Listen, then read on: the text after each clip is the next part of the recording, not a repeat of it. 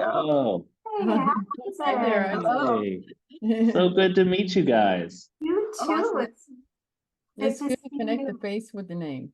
I know we've been online in so many different ways. Yes. Yeah. Well, we are super excited you are here, and we thought we would just get going. Why not, right? Hey, I'm fine with it. Perfect. So first of all, we want to welcome you, Isaac. And this Thank was you. kind of like for me, it was like a gift experience where I had something for somebody and I couldn't give it right away. So I've been like totally excited to have you here. And also everybody who might be watching or listening, we're really glad that you joined us for this special event. This also is our inaugural, we call it vlog and podcast that we're just starting. Adoption Matters is the title of the new vlog and podcast. We're growing intentional families together. For those who might not know, we are an adoption coaching firm that values the experience, first and foremost, of adoptees. And we want that to be the center of conversation and decisions and all matters according to adoption. We also are really valuing the experience of birth parents, and we want to honor their voice and their experience as well and make sure that they're part of the conversation. So this Adoption Matters vlog and podcast is all about that. We have 3 co-hosts for the vlog and podcast. One is Sharon Butler Obaze. She's my colleague here at Growing Intentional Families Together and an adoptee. And we've got Kim Noeth. And she also is one of us here at the company, and she's a birth mom. And then there's Sally Ankerfeld, that would be me. And I am the adoptive parent. And so we co-host this vlog. So we're excited to have you. But we also have 2 others, as you can see. And this Gail Swift. Yes, I know Gail. Gail. Also part of our company and a co-owner with the rest of us. And she's happens to be the co-producer too of the podcast, which leads me to introduce you to Susan David. And Susan is also a co-chair, and she also helps and co-produces the podcast. So you've got the full group, Isaac. I know. I'm glad I get to meet everybody. Yeah. So like I said, we're real super glad to have you here. And I want to kick it off with having Susan do a little background for you. Yeah. All right. Welcome, Isaac. So glad to meet you.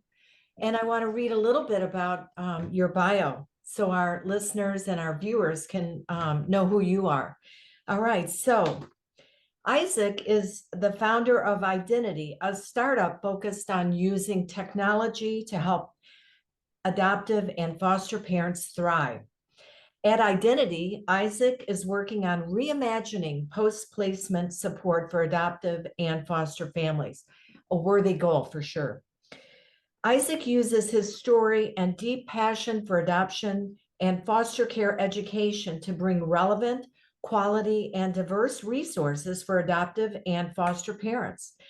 Isaac has used his own story of being adopted and growing up in a white world to curate deep conversations about race, identity, and adoption in America. With his unique insight, Isaac has been able to curate impactful discussions about race in America, where everyone learns to value each other and their experience while learning together. Isaac believes these conversations are crucial for child welfare professionals and adoptive and foster parents. And like us at Growing Intentional Families Together, Isaac, you share with us a desire to show parents how to help adoptees, and these are your words, grow up feeling seen and valued for all the aspects of their identity. Absolutely. Yes. Thank you so much. Yeah. Thank you for joining us. Yeah. Now, who am I hitting it off? Who am I batting to? I think that's me. Okay, You're Sharon. batting to me. I got that. I'm catching it right here. Yes. Okay, so I just want to tell you a little bit about what we're doing today. So I'm honored to be able to tell you, Alex said it, Growing Intentional Families Together.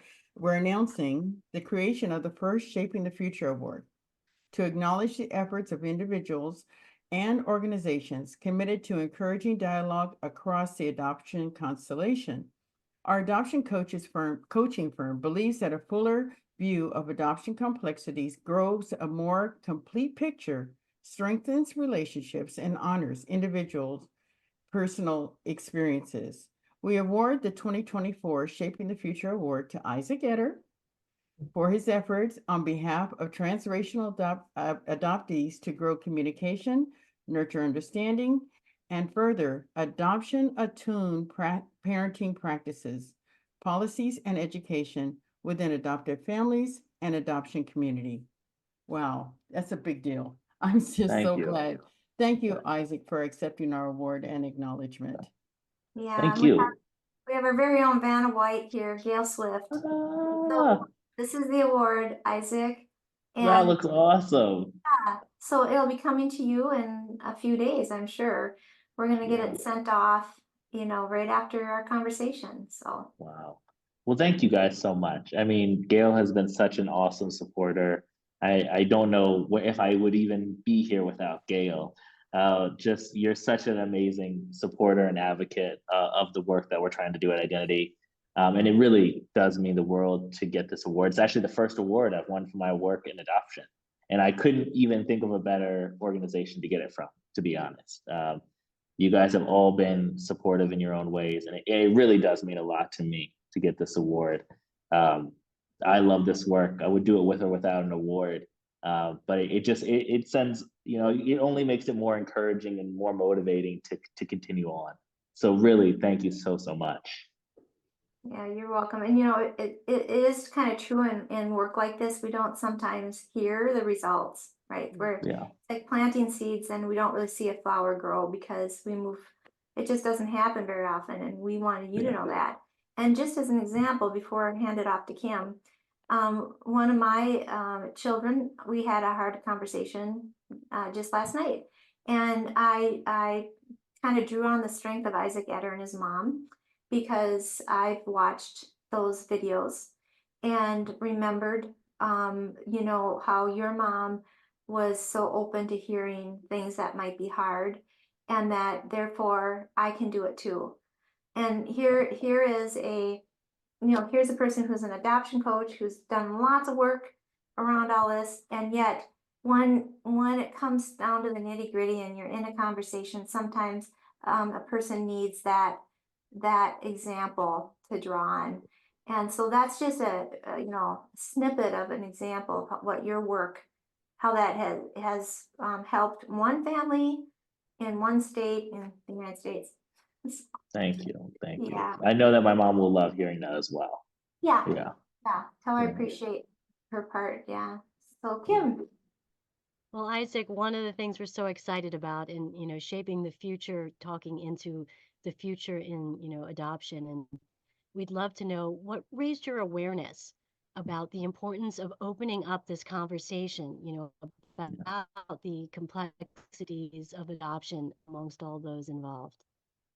Yeah. What's interesting is that I might have been freshly 19, and a social worker, I was doing local advocacy work here in Lancaster, Pennsylvania.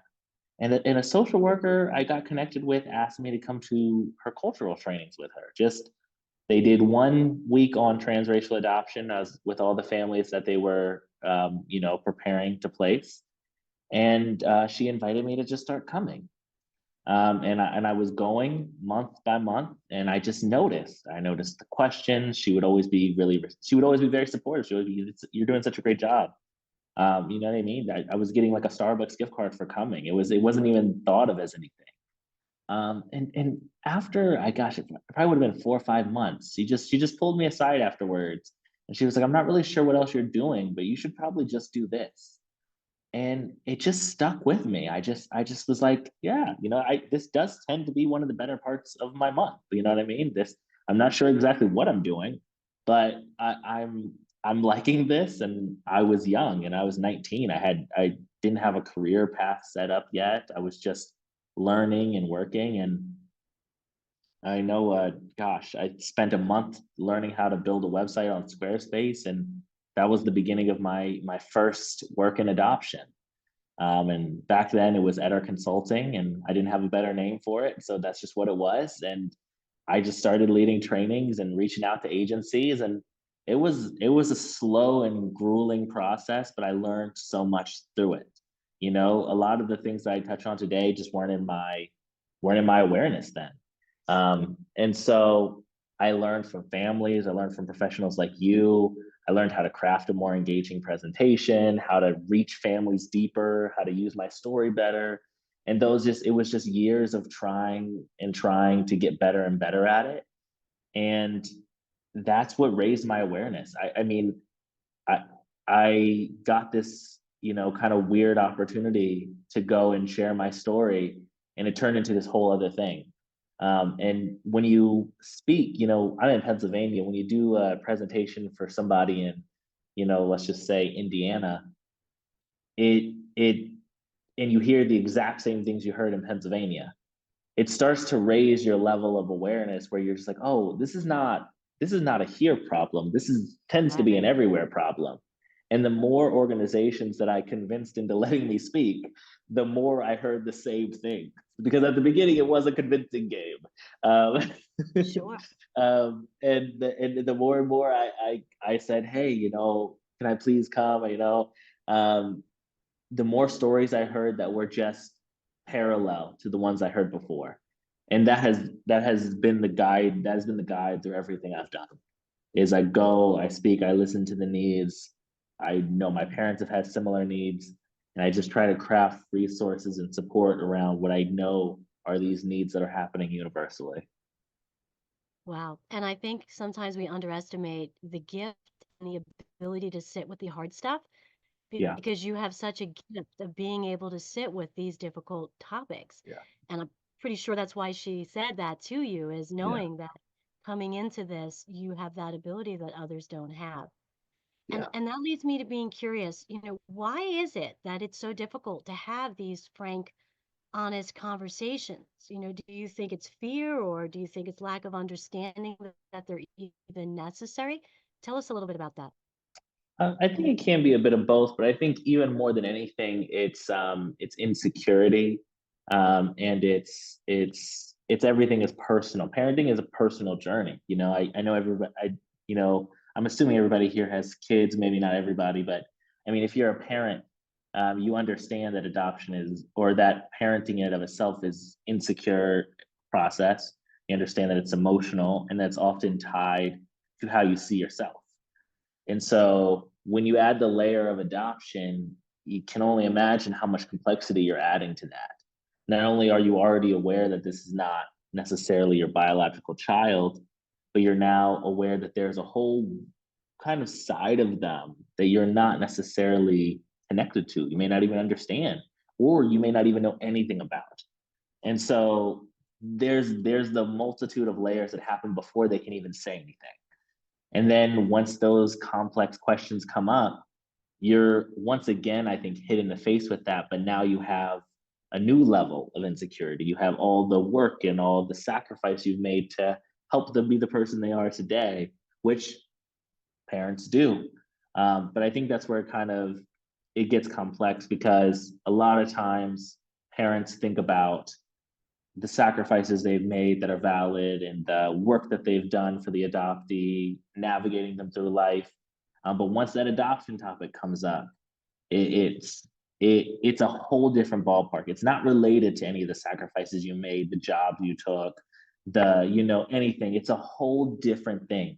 It's not about, I didn't get the coolest clothes when I was growing up, right? It's a whole separate thing. And so it's not about how hard you worked, or what opportunities were afforded. It's about a gap in their own personal history. Maybe what is for them feels like a hole in who they are. And so I think that's what leads to these being much more emotionally high, and hard conversations, is because parents go into it I think, much more open than they realize they're actually going to be later. And it's very easy to say you're going to be very open when you're adopting an infant or a toddler. It's much harder to be open when that toddler or baby has turned into a teenager who is not so nice.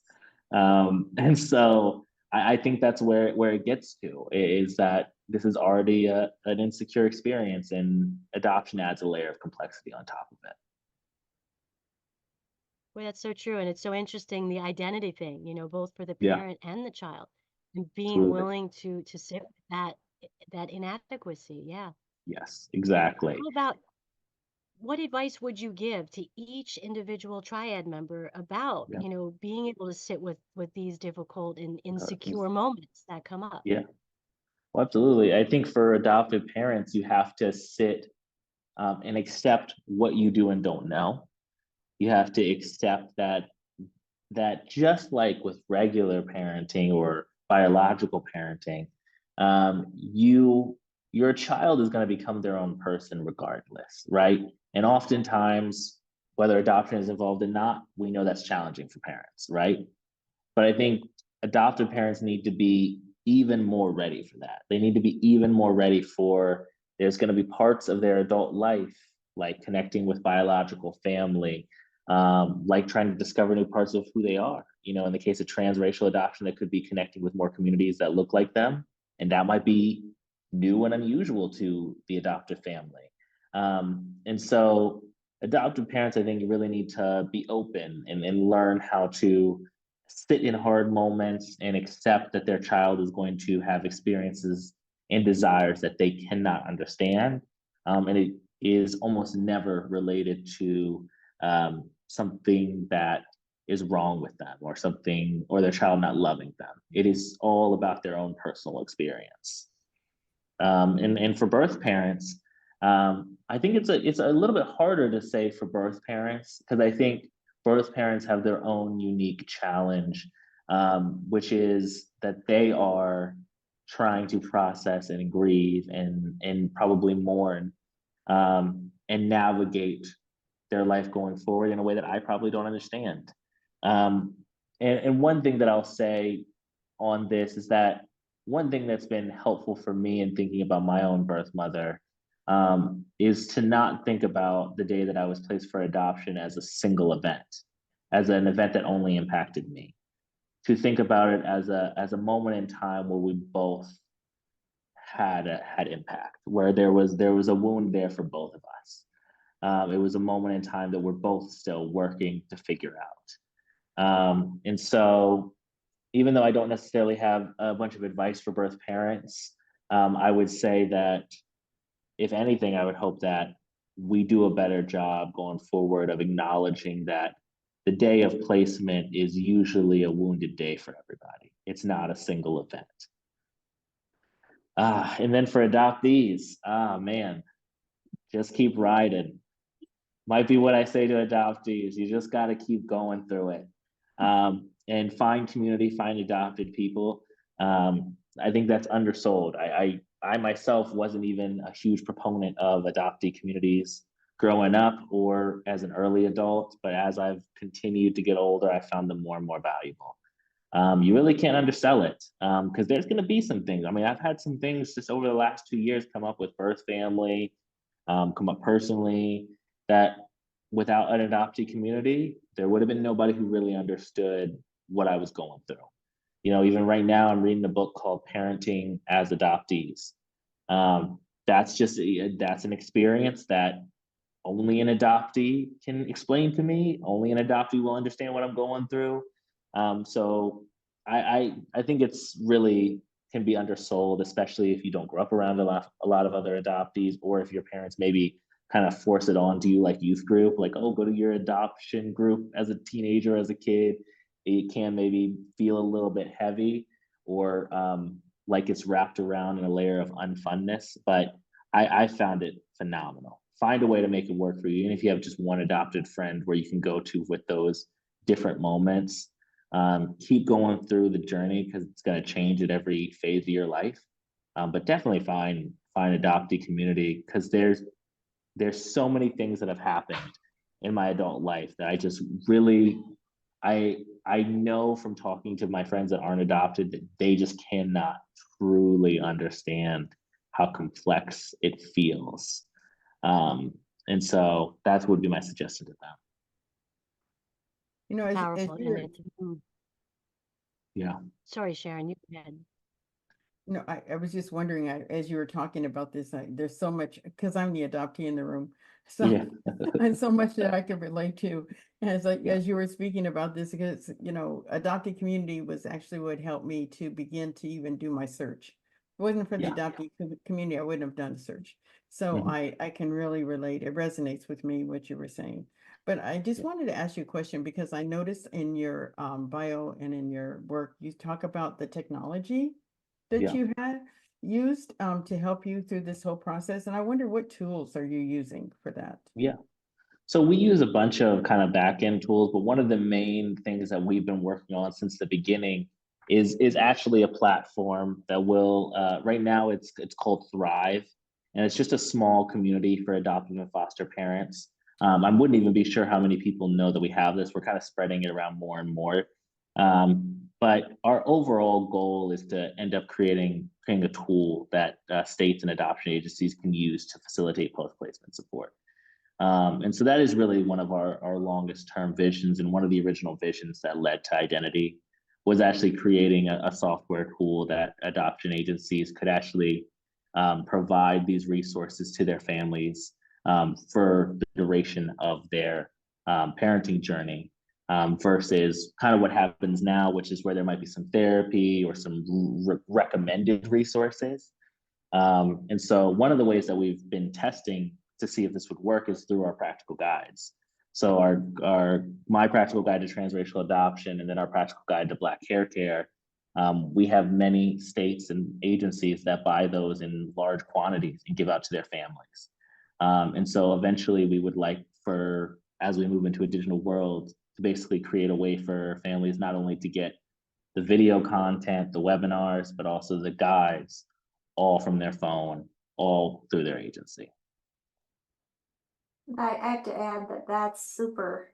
And, that's kind of what we felt was missing too, there is a point in time when support kind of can dribble away. And yet I know that, for myself too, that journey is, it kind of, it's like a wheel, there might be grief about one thing, but then everybody gets older and then there's some renewed grief that comes differently.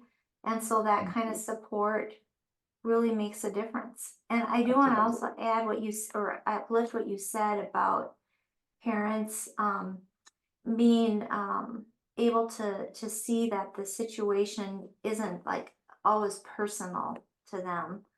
And also that what, and this is true for anybody, but what we experience as a person isn't going to be what somebody else experiences. And so, for instance, if my child says something and I'm hearing that a lack of knowing what we did as parents, to know that that's a true experience that they're having, and that I don't have to come back and say, but we did this, this, this, and this, because that just sort of cuts off any sort of communication in my mind that I am listening, and that my child or anybody can have their own experience, and we can still be okay. We can work on this together. So, and then I had a question too about, you mentioned the parent part of the Thrive. Do you also have, or will you be having adoptee type groups or support group type things?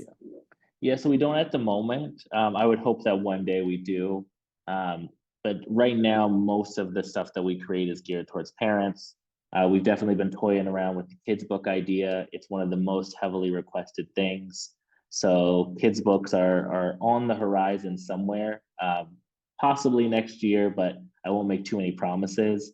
But right now, because there are so many great organizations, like you could mention Adoption Mosaic as one who who facilitate, strong adoptee communities. Actually, Spence Chapin, I'm not sure if you guys have any connection with them. They also have a great adoptee group that really have strong support for adoptees. I felt like the need was actually stronger for parents. And so that's the only reason why we don't necessarily create any kids focused stuff or adoptee focused stuff at the moment. Though, what's interesting is I found that our practical guide to Black hair care is very popular with adoptees. A lot of adoptees who maybe did not understand their own hair, a lot of families who have teenagers who buy it, and they'll send me pictures of their teenagers reading it. And so it actually has been interesting to see that even though we're creating stuff that's geared towards parents, um, older adoptees are actually finding a lot of value in it. There are some adoptees who have read my Transracial Adoption Guide and found it very helpful and healing, putting words to maybe feelings that they've had but didn't know how to say out loud. And so it's kind of cool that though we're focused on trying to help change how parents are educated around this, we're actually still hitting adoptees in unique ways, which I find personally like meaningful. And I think it's super impactful that you're going to where the journey often begins for parents, which Yeah, is to the yeah, agencies and to the foster care, and being yeah. able to bring those in at that point because they do look back for resources and help along the way. Absolutely. And there's a level of trust that's built too. If there is an adoption agency and partner that really endorses the resource, it's read with that much more intentionality. Yeah. And so I find it to be much more helpful when an adoption agency actually gives it to their family because it can be maybe a home study requirement, but it also comes with this like I'm trusting these people to help build my family. And so if they're telling me this is going to be helpful, then it's going to be helpful. And so I love that because I think it has the most impact. I also love the idea of people getting our resources for free. You when you adopt, you go through a whole process. You go through a bunch of education, and I truly believe that this should be part of it, right? Whether you are going to adopt transracially or not, you need to have all your information ready to decide even if this is the right path for you. And so I love when it's something that is a part of the process because we get that many better parents because they're able to look at the journey of me, look at my family's journey now that my mom has a chapter in it, and say, am I actually equipped to go through this? And if I'm not, then I can know that before even entering it. And I think that makes a world of a difference too. I think, Isaac, that having that information can help you decide whether you should go forward rather Absolutely. than getting involved in the process and then finding out Yeah. a little bit later and say, wow, there is this extra layer of complexity and I didn't sign up for it. It's too Exactly. late. You did sign up for it and you should know that Yeah. ahead of time. Yeah. Absolutely. Yeah. Absolutely. Yeah. One of the next practical guides we're releasing this April is on adoption after infertility, which is another thing that's not talked about enough. And so can we have frank conversations about that transition instead of just thinking of adoption as this is just what we do next if we can't conceive? Can we have a conversation in between those experiences that sets parents up for success? And I think that directly links to exactly what we're trying to do in transracial adoption, which is let's have a step in between these decisions. Um, and so I would hope that we keep putting out resources that help people really assess um, whether this is the right time for adoption or whether adoption in general is right for them. Because we don't need necessarily people adopting who don't want to engage in these conversations, right? There's nothing wrong with choosing not to adopt. But once you do choose to adopt, you need to be prepared and know that these are the things that come with it. And so I think the more ways we give parents those resources, let them know that they'll be supported through it, doesn't dismiss people from adopting, but actually maybe gives them a better picture of how to actually prepare for it. Oh, 100%. And that really complements exactly the line of thinking that, that we have as well. Because Yeah. the more you know, a couple years ago, we began doing some courses on that very thing, as adopting a child right for me, because we recognize that it might not be, we use that word right because that's kind of colloquial, but we realize it might not work for everybody. It might not be a fit for everybody. And yeah, and like you said, we sometimes forget to explore the life without children in the home. What other options are there? We have some of that exploration in our stuff too, because that, and then also I must say that infertility is such a driver for many people. And I'm speaking, part of that group, and that having that time, like your material, to think about it, because that pain is so great, the desire is so present, and having that kind of careful support, which is what we also, think is important, so that it can be more informed. Because in the end, what do we want? We want a loving space and a mature space for a child. Yeah. Absolutely. Mhm. Absolutely. Coming from that place of intentionality. Such good stuff, Isaac. We're so Yes. grateful that you could join us today. We're so happy that you could be a recipient of this award, because we truly believe in you and in what you're doing. Yeah. And we're just looking forward to seeing, more from you ahead. Thank you. Same. I'm so happy to receiving it. I love Gail so much, and all you guys as well, and all you guys have done to support. Seriously, you don't think I don't see it. It's really means a lot. Not only getting this award, but all the things you guys do on the day to day, even watching the podcast. And so thank you so much. Isaac, I hope you come back and talk with our 3 hosts about Yeah. raising a child you were an adoptee and now you have your own child. I'd love Oh to hear yeah. about how what that's all about. Oh We need to yeah. talk, Isaac. We really need to talk. Yes, absolutely. Please I have 3 shoot of me them. an email. Let's do it. Oh, you got 3? Okay. Yeah. Yep. Yeah, I'm gonna need all your tips and tricks. Yeah. And I have so many more Yes, questions for you. So yeah, we need to connect please. later. Let's do it. I'm happy to be on the show anytime. And Great. so just ping me and we'll make sure it happens. All Well, right. thank you, Isaac. And Thank you. for the listeners and the watchers today, you can hit the subscribe button, or you can go to our website and contact us there. We welcome comments down below. If you have personal comments that you might want to make, we do have a contact us page on our website, so feel free to reach out and that way as well. And once again, Isaac, thanks so much and congratulations. Thank you. Thank you so Wonderful much. rest of your-